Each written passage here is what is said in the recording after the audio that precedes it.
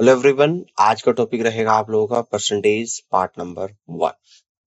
प्रतिशत भाग नंबर 1 हम लोग यहाँ पे डिस्कस करेंगे, जिसमें हम लोग यहाँ पे पढ़ेंगे प्रतिशत की परिभाषा, प्रतिशत वृद्धि और कमी, त्रुटि प्रतिशत, उदाहरण देखेंगे। उसके बाद प्रतिशत का रूपांतरण और विभिन्न प्रकार के प्रतिशत के प्रश्न हम लोग यहाँ पे डिस्कस करेंगे। सबसे पहले देखते हैं कि प्रतिशत क्या होता है। Definition of percentage. तो डेफिनेशन ऑफ परसेंटेज, शब्द प्रतिशत लैटिन भाषा परसेंटम से लिया गया है, जिसका अर्थ है प्रति 100। यानी कि 100 में प्रति 100 कितनी वैल्यू। मान लो 100 में 10, तो दैट मीन्स कि 10%। इसे परसेंटेज चिन्ह के द्वारा दर्शाया गया जाता है। उदाहरण के लिए 20% का मतलब है 100 में से 20। इसे अनुपात में 20 डिवाइडेड बाई 100 के रूप में लिखा जाता है। ठीक है ना। अब प्रतिशत वृद्धि और कमी के कॉन्सेप्ट को हम लोग यहाँ पर समझ लेते हैं। प्रतिशत शब्द का अर्थ है प्रत्येक 100 पर। याद रखें कि y का x% इक्वल टू x का y%, दोनों एक ही बात है, दोनों एक दूसरे के बराबर होता है। प्रतिशत चिन्ह को प्रतिशत के रूप में पढ़ा जाता है ना। इस चिन्ह को प्रतिशत के रूप में पढ़ा जाता है, जबकि संख्या से पहले आने वाले चिन्ह, उदाहरण के लिए x% को x प्रतिशत के रूप में पढ़ा जाता है। प्रतिशत वृद्धि बराबर मूल्य वृद्धि डिवाइड बाई मूल मूल्य गुणा 100%, और प्रतिशत कमी बराबर मूल्य में कमी डिवाइडेड बाई मूल मूल्य और गुणा 100%। ठीक है। अब इसके बाद हम लोग देखेंगे यहाँ पे त्रुटि प्रतिशत। त्रुटि प्रतिशत का क्या फॉर्मूला होता है। त्रुटि प्रतिशत बराबर त्रुटि डिवाइडेड बाई सही मूल्य गुणा 100। x का कितना प्रतिशत y है, इसकी गणना करने के लिए सूत्र y बाई एक्स इंटू 100% का उपयोग करें। ठीक है ना। उदाहरण देख लेते हैं यहाँ पे। ठीक है ना। एक कक्षा में 300 विद्यार्थी है, उनमें से 90 लड़कियां हैं। कक्षा में लड़कियों का प्रतिशत ज्ञात कीजिएगा। ठीक है ना। दिया गया है कक्षा में कुल विद्यार्थी है 300, कक्षा में लड़कियां है 90। कक्षा में लड़कियों का प्रतिशत बराबर कक्षा में लड़कियां डिवाइडेड बाई छात्रों की संख्या गुणा 100। यानी कि कक्षा में लड़कियों का प्रतिशत कितने आ जाएंगे, 90/300 गुणा 100। तो ये आप लोगों का यहाँ पर कितना निकल कर आएगा, 30% आ जाएगा। ठीक है। आगे बढ़ते हैं। 40 बच्चों के एक सर्वेक्षण से पता चलता है कि 25% बच्चों को फुटबॉल खेलना पसंद है। कितने बच्चों को फुटबॉल खेलना पसंद है, ये आप लोगों को बताना है। देखिएगा, यहाँ बच्चों की कुल संख्या 40 है, इनमें से 25% को फुटबॉल खेलना पसंद है। तो 40 का 25% क्या होता है। 25% को लिख देंगे 25/100 और गुणा 40। तो 25 से 100 4 बार, और 4 से 40 10 बार, यानी कि 10 आप लोग आंसर यहाँ पे निकल कर आएगा। क्लियर है। आगे बढ़ते हैं, नेक्स्ट उदाहरण को समझ लेते हैं। 125 का 75 कितना प्रतिशत है। तो 125 का 75, तो इसे कहेंगे 75/125 गुणा 100। 25 थी 75, 25 पंजे 125, 5 से 100 20 बार, 20 थी 60, यानी कि 60% है। प्रतिशत रूपांतरण को यहाँ पे देख लेते हैं। परसेंटेज के समतुल्य भिन्न को व्यक्त करने के लिए 1/5 को 100 से गुणा करके प्रतिशत के रूप में व्यक्त किया जा सकता है। कैसे करेंगे, 1/5 गुणा 100 यानी कि 20%। भिन्न के समतुल्य प्रतिशत को व्यक्त करने के लिए किसी दिए गए प्रतिशत मान को 100 से विभाजित करके संगत भिन्न में परिवर्तित किया जाता है। तो 25% को लिख देंगे, परसेंटेज हटा देंगे, 1/100 से मल्टीप्लाई। तो 25% इक्वल टू 25/100, जिसको हम लोग कह देंगे 1/4। ठीक है ना। अब भिन्न से प्रतिशत रूपांतरण यहाँ पर देख लेते हैं। जैसे कि भिन्न 1 है, 1 को मैं 1/1 लिखूं और या 1 लिखूं, एक ही बात है। तो 1 होता है आप लोगों का 100%। अगर इसका आधा कर दूंगा यानी कि 1/2, तो 100% का भी आधा हो जाएगा 50%। अगर इसका 1/3 कर दूंगा, 1/3, है ना। 1/3 कितना होता है, 100% का भी 1/3, यानी 33 1/3%, या इसको कह दूंगा 33.333%। अगर इसका 1/4 कर दूं 1/4, तो 100% का भी 1/4 करूंगा तो 25%, 1/4 बराबर 25%। इसी तरीके से 1/5 ये हो जाएगा 20%। 1/6 होता है आप लोगों का 16 सही 2/3% या 16.66%। 1/7 होता है आपका 14 सही 2/7% या 14.28% के बराबर। 1/8 होता है आप लोगों का 12.5% के बराबर। 1/9 की अगर बात करें तो ये होता है 11 सही 1/9% यानी 11.11%। 1/10 कितना होता है आप लोगों का 10%। 1/11 कितना होता है आपका 9 सही 1/11% या 9.09%। 1/12 कितना होता है आपका 8 सही 1/3% या 8.33% के बराबर होता है। और 1/13 होता है आप लोगों का 7 सही 9/13% या 7.69% के बराबर होता है। 1/14 होता है आप लोगों का 7 से 1/7% या 7.14% के बराबर होता है। अगर 1/15 की बात करें तो 1/15 होता है आप लोगों का 62/3% या 6.66%। 1/16 क्या होता है आप लोगों का 1/16 होता है आप लोगों का 6 से 1/4% या 6.25% के बराबर होता है। ठीक है, अब भिन्न से प्रतिशत रूपांतरण देख लेते हैं आगे का, यानी कि 1/17 को 1/17 को कहेंगे 15/17% यानी कि 5.88%। 1/18 होता है 5 सही 5/9% यानी 5.55%। 1/19 5/19% या 5.26%। 1/20 कितना होता है 5%। 1/21 होता है 416/21% यानी कि 4.76%। 1/22 4 6/11% 4.54%। 1/23 4 8/23% 4.34%। 1/24 4 1/6% 4.16%। 1/25 यानी 4% के बराबर होता है। ठीक है ना। आप देखिएगा मोल भिन्न से व्युत्पन्न गुणज भिन्न, जैसे कि 1/3% आपका 33 1/3% के बराबर होता है या 33.33% के बराबर होता है। अगर इसकी मल्टीपल भिन्न लूंगा 1/3 का मल्टीपल लूंगा यानी कि 2/3 तो 2/3 हो जाएगा आपका 66 सही 2/3% या 66.66% के बराबर। अगर इसका मल्टीपल लूंगा यानी कि 3/3 तो 1 आ जाएगा 100%। अगर 4 की गुणा करूंगा यानी कि 4/3 तो 4/3 हो जाएगा 133 1/3% या 133.33% के बराबर होगा। ठीक है ना। इसी तरीके से 1/6 का परसेंटेज देखेंगे तो 1/6 होता है इक्वल टू 16 2/3% या इसे कह देंगे 16.66%। इसका मल्टीपल लेंगे 1/6 का मल्टीपल यानी कि 2/6 2/6 यानी कि 1/3 1/3 हो जाएगा 33 1/3% यानी 33.33%। ठीक है ना। अब 1/6 में 3 की मल्टीप्लाई करेंगे तो 3/6 हो जाएगा। 3/6 होता है 1/2 और 1/2 होता है 50%। अब 1/6 में 4 की मल्टीप्लाई करेंगे 4/6 यानी कि 2/3 होता है और 2/3 होता है 66 2/3% यानी 66.66% के बराबर होता है। अब 1/6 में 5 की मल्टीप्लाई करेंगे 5/6 इक्वल टू 1 माइनस 1/6 ये होता है 100% माइनस 16 2/3% है ना। तो ये हो जाएगा 83 1/3% जिसको हम लोग कहेंगे 83.33%। अब अगर 7 की मल्टीप्लाई करेंगे 1/6 में तो 7/6 आएगा। ये होता है 1 + 1/6 यानी 100 + 16 2/3% यानी कि 116 2/3% 116.66% के बराबर होता है।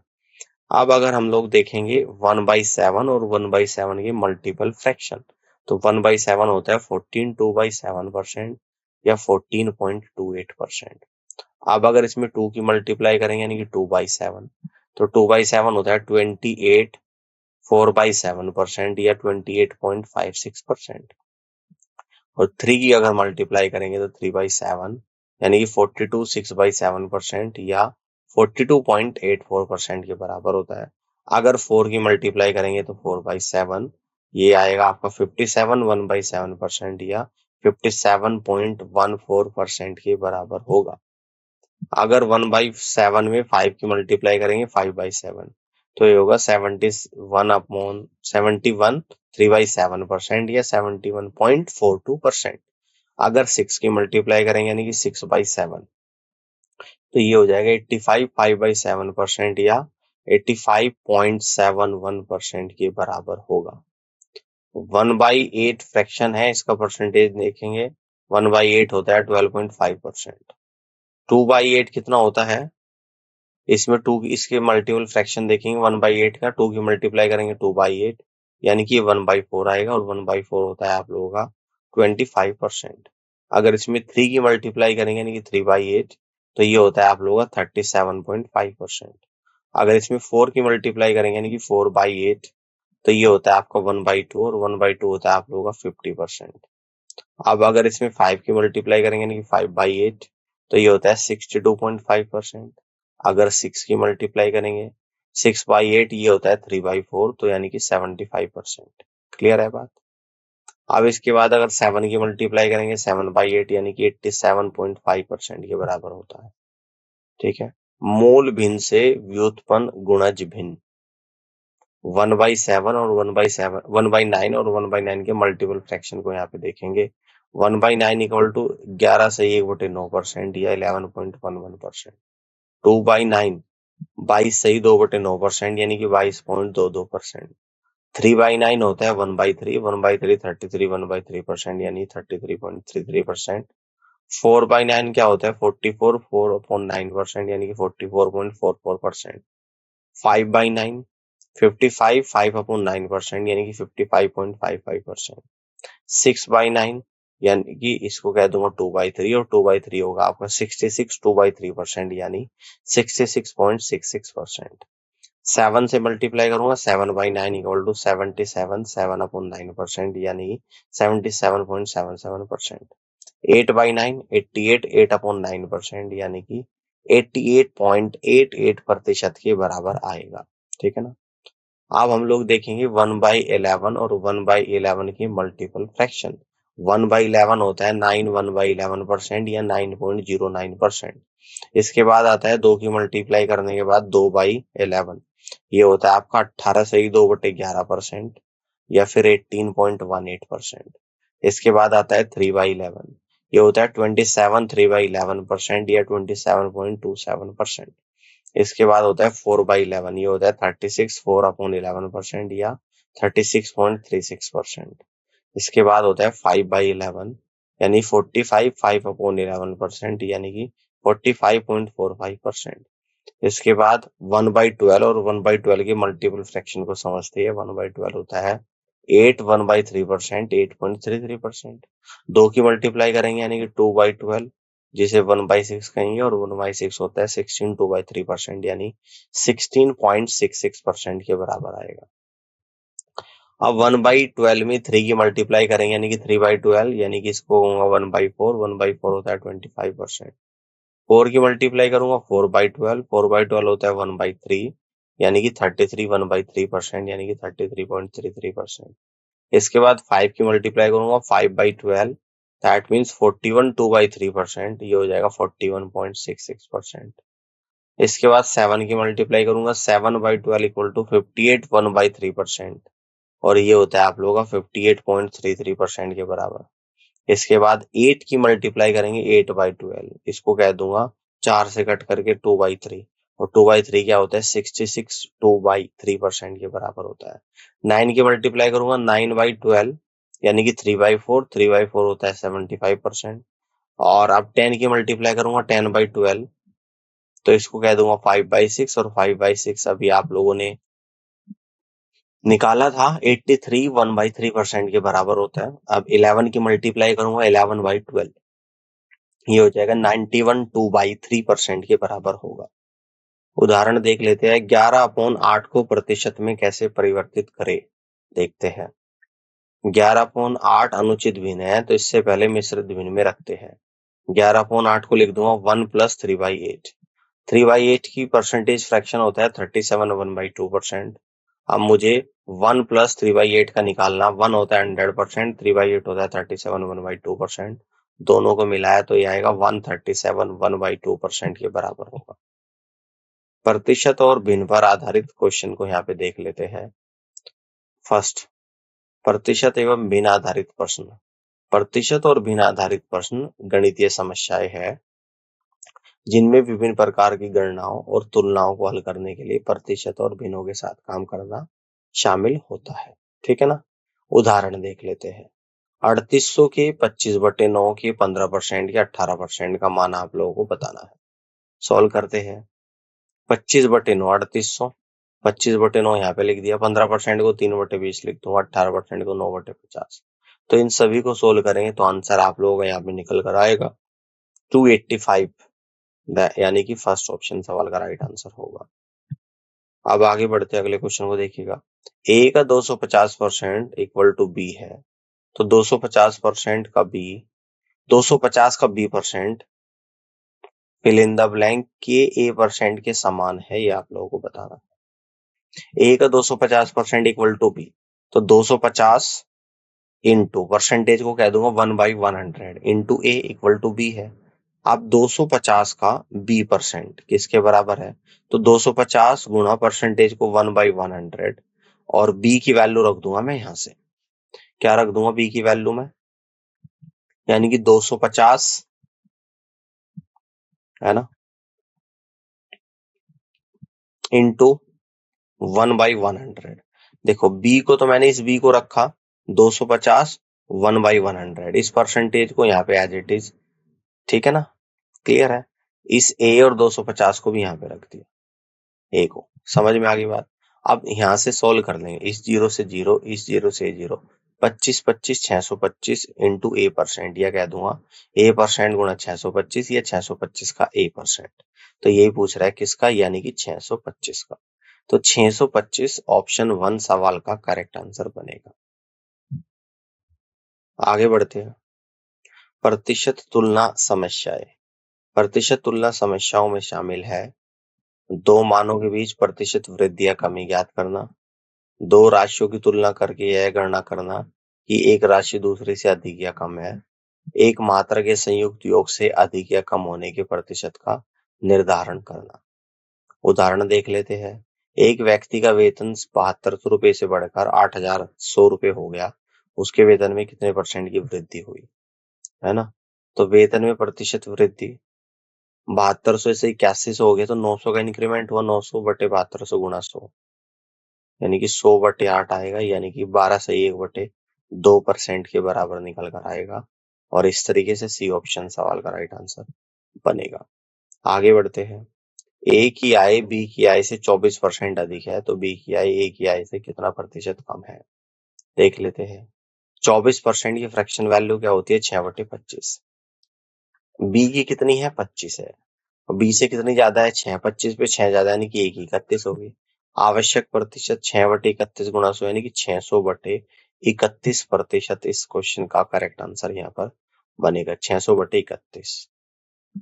ठीक है ना, ये सही दे रखा है, 600/31% इस क्वेश्चन का राइट आंसर यहाँ पर होगा। बात समझ में आ गई है। अब आगे बढ़ते हैं, अगले क्वेश्चन को देखिएगा। ए की आय बी की आय से 45% कम है, ए और बी की संयुक्त आय ए की आय से कितने परसेंट अधिक है। 45% की फ्रैक्शन वैल्यू 9/20, 20 पे 9 कम है, यानी कि बी की तो 20 है, 20 पे 9 कम 11, ए की 11 है।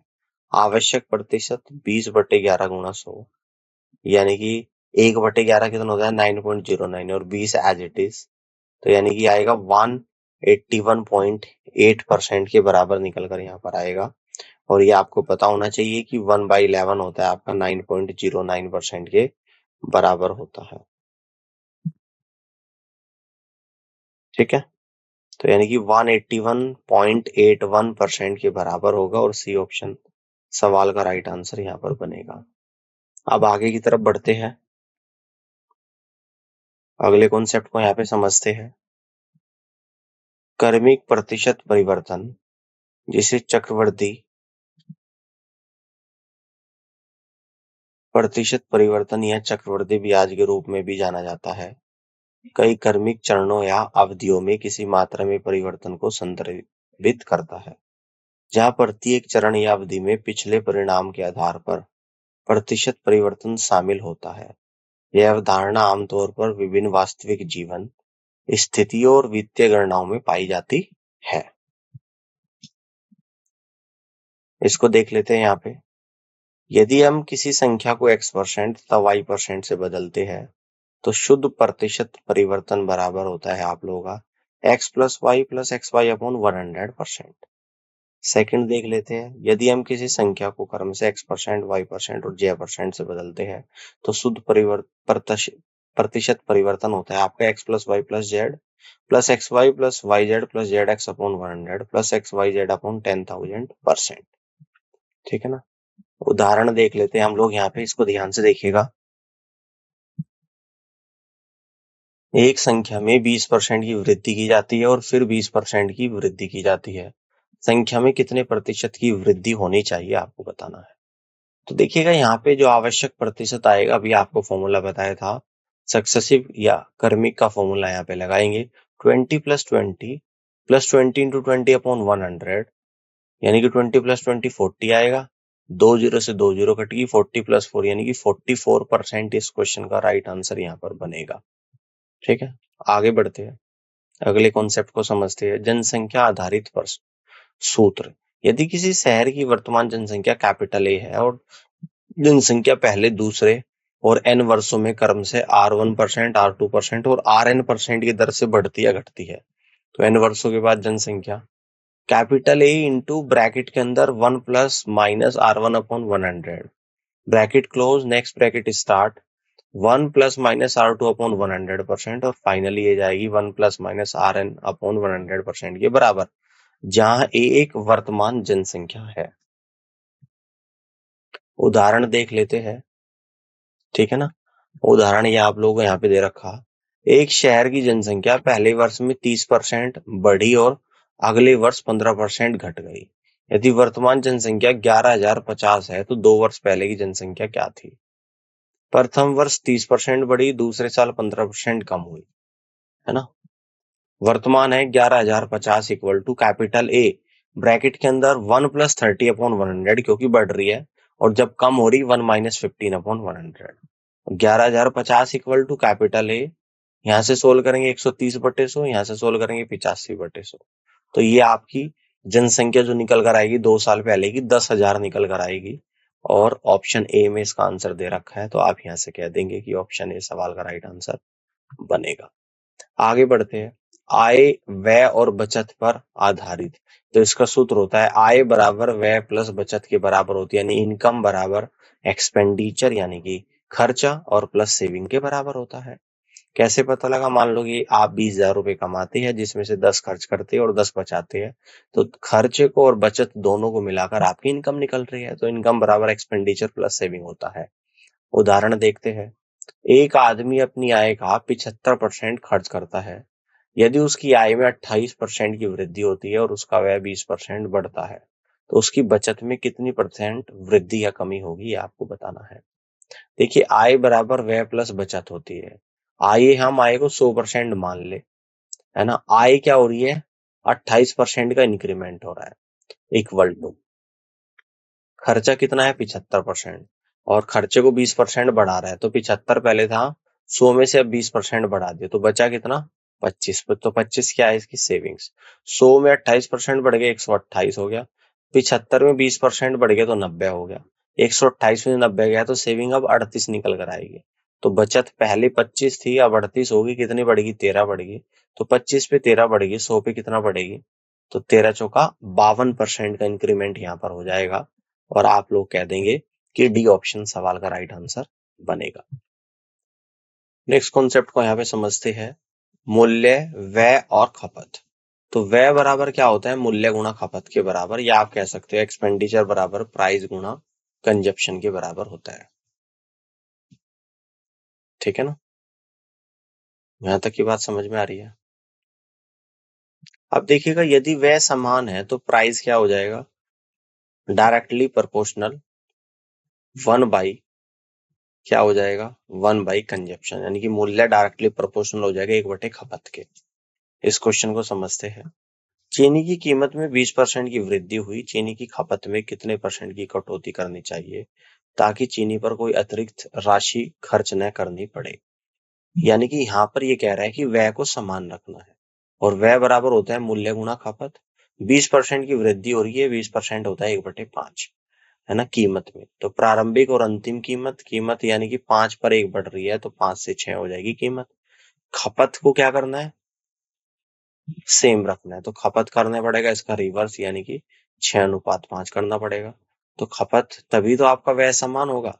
तो खपत कितनी होगी, 6 से 5, यानी कि 6 पे 1 कम गुणा 100, तो 16 2/3% खपत में कमी करनी पड़ेगी, तब जाकर आपका एक्सपेंडिचर नहीं बढ़ेगा।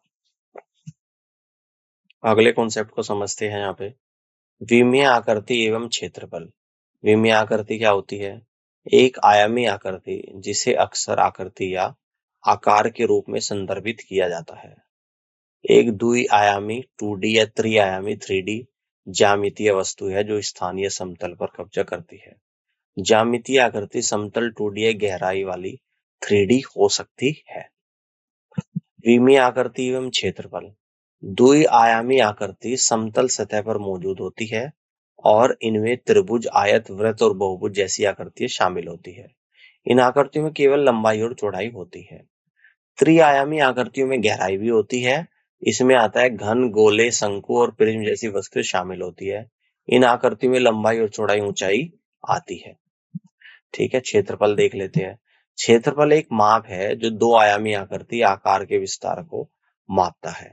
यह आकृति की सीमाओं से घिरे स्थान की मात्रा को दर्शाता है। क्षेत्रफल को आमतौर पर वर्ग इकाइयां जैसे वर्ग मीटर, वर्ग फुट में व्यक्त किया जाता है। ठीक है ना। क्षेत्रफल, ज्यामितीय आकार का क्षेत्रफल उसके आयामों और ज्यामितियों पर निर्भर करता है। विभिन्न आकृतियों के लिए क्षेत्रफल की गणना के लिए विशिष्ट सूत्र होते हैं। उदाहरण के लिए, जैसे कि आयत का क्षेत्रफल होता है लंबाई गुणा चौड़ाई, त्रिभुज का क्षेत्रफल होता है 1/2 गुणा आधार गुणा ऊंचाई, वृत्त का क्षेत्रफल होता है पाई गुणा त्रिज्या की पावर 2। अब इस पर एक उदाहरण यहाँ पर देख लेते हैं। ठीक है, यदि किसी आयत की प्रत्येक भुजा में 13% की वृद्धि की जाए तो उसका क्षेत्रफल कितना बढ़ जाएगा, ये आप लोगों को बताना है। आयत का क्षेत्रफल होता है लंबाई गुणा चौड़ाई, प्रत्येक भुजा में 13% की वृद्धि करी तो क्रमिक सूत्र का उपयोग करके 13 + 13 + 13 इंटू 13/100 यानी कि 27.69% के बराबर होगा। नेक्स्ट कॉन्सेप्ट को समझते हैं, छात्र और अंक। किसी परीक्षा में उत्तीर्ण होने के लिए आवश्यक अंक A% है। यदि कोई अभ्यर्थी B अंक प्राप्त करता है और C अंकों से अनुत्तीर्ण हो जाता है तो उत्तीर्ण अंक क्या आ जाएंगे आपके B+C, और कुल अंक आ जाएंगे 100 इंटू B+C/A। एक परीक्षा में B लड़का और G लड़कियां भाग लेती है। X% लड़के और Y% लड़कियां परीक्षा में उत्तीर्ण होती है। तो B गुणा X + G गुणा Y अपॉन B + G%। उदाहरण देख लेते हैं। एक परीक्षा में अनीता ने 31% अंक प्राप्त किए और 16 अंकों से अनुत्तीर्ण हो गई। सुनीता ने 40% अंक प्राप्त किए और उत्तीर्ण होने के लिए आवश्यक अंकों से 56 अंक अधिक प्राप्त किए। उत्तीर्ण होने के लिए आवश्यक न्यूनतम अंक क्या है, आप लोगों को बताना है। देखिए, अनीता के लिए उत्तीर्ण अंक कितने हैं, 31% प्राप्त करी और 16 से फेल होगी, तो अनीता के उत्तीर्ण अंक हो गए 31% + 16। सुनीता के उत्तीर्ण अंक 40% प्राप्त करे हैं और उत्तीर्ण से 56 ज्यादा ले आई, तो 40% - 56 ये उत्तीर्ण अंक आ जाएंगे। दोनों के लिए उत्तीर्ण अंक है कितने हैं, 31% + 16 बराबर 40% - 56, दोनों को एक दूसरे के बराबर करूंगा, यानी कि 9% बराबर 72, 1% बराबर 8। उत्तीर्ण होने के लिए आवश्यक न्यूनतम अंक कितने हैं, 31% + 16, ये ले लूंगा, तो 31 गुणा 8 + 16 यानी कि 248 + 16 यानी कि 264 अंक आपका आंसर निकल कर यहाँ पर आ जाएगा, और बी ऑप्शन सवाल का राइट आंसर बनेगा। ठीक है, आगे बढ़ते हैं, अगले क्वेश्चन को यहाँ पे समझते हैं। एक परीक्षा में भाग लेने वाले लड़के और लड़कियों की संख्या का अनुपात 4:3 है। परीक्षा में उत्तीर्ण होने वाले उम्मीदवारों का कुल प्रतिशत 80% है। उत्तीर्ण होने वाले लड़कियों का प्रतिशत 90% है। उत्तीर्ण होने वाले लड़कों का प्रतिशत है। देखिए, लड़के और लड़कियों का अनुपात कितना है, 4:3 आपको दे रखा है। हम लड़कियों को 4x ले लेते हैं और लड़कियों को 3x। लड़के उत्तीर्ण हो रहे हैं यानी कि 20% और लड़कियां उत्तीर्ण हो रही है लड़कियां उत्तीर्ण हो रही 90%। और दोनों जो उत्तीर्ण हो रहे हैं वो कितने हैं भाई, आपके 80% है। आप सोल्व करेंगे यहाँ पे। कुल छात्र बराबर बी गुणा एक्स प्लस जी गुणा वाई अपॉन बी प्लस जी। तो कुल छात्र 80% है इक्वल टू बी गुणा 4x प्लस बी गुणा 3x upon 4x plus 3x। तो 80 into 7x equal to 4bx plus 27 270x। तो 290x equal to 4bx, B बराबर 290/4 यानी कि 72.50% इस क्वेश्चन का राइट आंसर होगा, यानी कि C is the correct answer of this question. आगे बढ़ते हैं। व्यय और बचत की समस्या है। उदाहरण देख लेते हैं। एक आदमी अपने मासिक वेतन का 40% भोजन पर और शेष का 1/3 परिवहन पर खर्च करता है। यदि वह प्रति महीने 4500 रुपये बचाता है तो भोजन और परिवहन पर खर्च करने के बाद शेष राशि का आधा है, तो उसका मासिक वेतन है। भोजन 40% है यानी कि 2/5, परिवहन शेष का 1/3 है। 2/5 खर्च करता है तो बचाएगा 3/5 और 1/3 खर्च करता है शेष का तो बचाएगा 2/3। तो ये आपका 3 से 3 कितना आ गया, 2/5। ये क्या आ गया, आपकी बचत बटे कुल इनकम। तो बचत 2 इकाई है और कह रहा है जो बचा रहा है वो आधा है, यानी कि 2 गुणा 4500 के बराबर। तो 1 इकाई बराबर 4500। कुल वेतन 5 इकाई है तो 5 गुणा 4500 यानी कि कुल वेतन 22,500 रुपए के बराबर होगा। और जी बी ऑप्शन सवाल का राइट आंसर बनेगा। आगे बढ़ते हैं। चुनाव आधारित प्रश्न। उदाहरण देखते हैं। एक चुनाव में केवल 2 उम्मीदवार थे। एक उम्मीदवार को 40% वोट मिले और वह दूसरे उम्मीदवार से 1490 वोटों से हार गया। डाले गई कुल वोटों की संख्या क्या है। कुल वोट है 100%, एक उम्मीदवार को मिले 40%। अन्य अभ्यर्थी को प्राप्त हुए 100 माइनस 40 यानी कि 60%। एक उम्मीदवार को दूसरे उम्मीदवार के द्वारा पराजित करना 60% माइनस 40% यानी कि 20% आएगा। 20% बराबर 1490। तो 100% बराबर 1490 गुणा 5। यहाँ 5 का मल्टीपल है तो ये आ जाएगी 7450 वोट के बराबर। और जी सी ऑप्शन सवाल का करेक्ट आंसर यहाँ पर बनेगा। आगे बढ़ते हैं। अगले कॉन्सेप्ट को समझते हैं। कमीशन आधारित प्रश्न। उदाहरण देखते हैं। एक एजेंट को 10,000 रुपए तक की बिक्री पर 5% कमीशन मिलता है और इससे अधिक की सभी बिक्री पर 4% कमीशन मिलता है। वह अपनी बिक्री से अपना कमीशन काटकर 31,100 रुपए अपनी कंपनी को देता है, तो उसकी कुल बिक्री ज्ञात कीजिए। माना कि कुल बिक्री x रुपए है। 10,000 तक की बिक्री पर 5% कमीशन दिया जाएगा। तो 10,000 बिक्री का 5%, 5/100 गुणा 10,000 500 रुपए। 10,000 से अधिक अन्य बिक्री पर कितना हो जाएगा, x माइनस 10,000। अतः 10,000 से अधिक बिक्री पर कमीशन कितना है, 4%। तो 4/100 गुणा x माइनस 10,000। अतः बिक्री पर कुल कमीशन 4/100 इंटू x माइनस 10,000 और प्लस 500 कुल आ गया कमीशन। अतः कंपनी को दी गई राशि equal to x minus 4/100 into X minus 10,000 plus 500। तो कुल राशि कितनी दे रहा है, 31,100 रुपए। तो दोनों को एक दूसरे के बराबर करेंगे और यहां से हम लोग इसको क्या करेंगे, सोल्व करेंगे। तो सोल्व करने के बाद आपकी ये वैल्यू आ जाएगी यहाँ पे। तो 24x बराबर 7,80,000, x बराबर 32,500। तो यहाँ से आपकी कुल बिक्री जो निकल कर आई है वो 32,500 रुपए के बराबर निकल कर आई है और आप यहाँ से कह देंगे कि डी ऑप्शन सवाल का राइट आंसर बनेगा। आगे बढ़ते हैं। अब वेन आरेख पर आधारित सवाल को देख लेते हैं। एक परीक्षा में A% अभ्यर्थी गणित में तथा B% अभ्यर्थी अंग्रेजी में अनुत्तीर्ण हुए। यदि C% अभ्यर्थी दोनों विषय में अनुत्तीर्ण हुए तो फर्स्ट पॉइंट, दोनों विषय में उत्तीर्ण अभ्यर्थी 100 minus A plus B minus C। किसी भी विषय में अनुत्तीर्ण होने वाले अभ्यर्थियों को प्रतिशत A plus B minus C% होगा। क्वेश्चन देखते हैं। एक परीक्षा में 52% अभ्यर्थी अंग्रेजी में, 42% गणित में अनुत्तीर्ण हुए।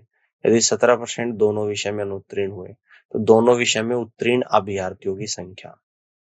यह देखते हुए कि 52% अंग्रेजी में अनुत्तीर्ण हुए, 42% गणित में अनुत्तीर्ण हुए तो 17% दोनों में अनुत्तीर्ण हुए। मान लीजिए कि NA बराबर 52%, NB बराबर 42%।